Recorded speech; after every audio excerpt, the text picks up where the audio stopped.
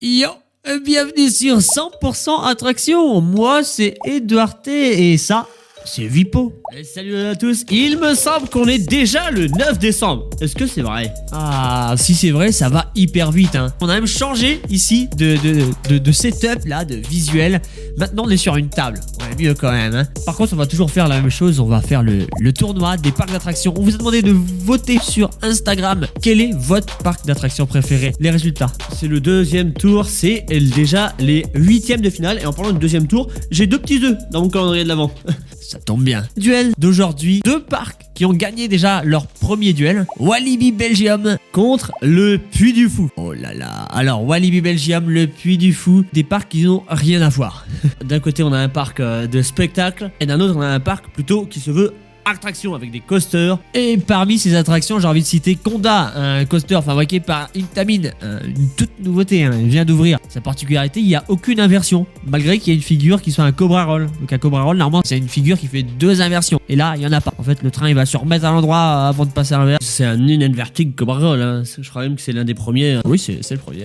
Ce qu'on aime bien chez Conda, c'est la thématisation de la station, en fait, de l'entrée, qui est magnifique, avec une tête de serpent, en fait, du Conda, quoi. Tu me parles de thématisation, fais-moi rire, le Puy du Fou c'est tout autre chose. Le Puy du Fou c'est des univers, des époques, des mondes très impressionnants qui sont reproduits à la perfection. Notamment il y a une arène gallo-romaine immense où dedans ils jouent notamment la nouveauté entre guillemets 2022, le signe du triomphe. En fait ils ont refait le spectacle, donc ils comptent ça comme une nouveauté.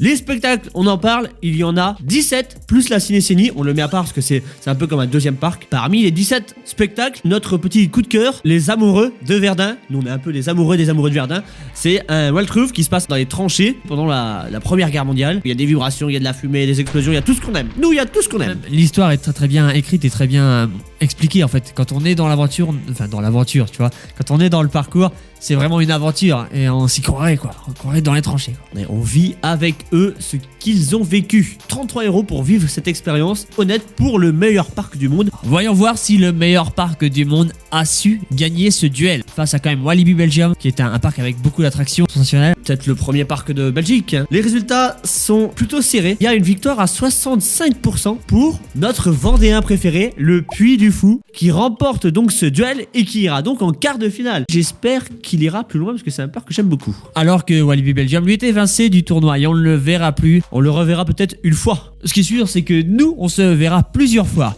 sur 100% Attraction. À demain.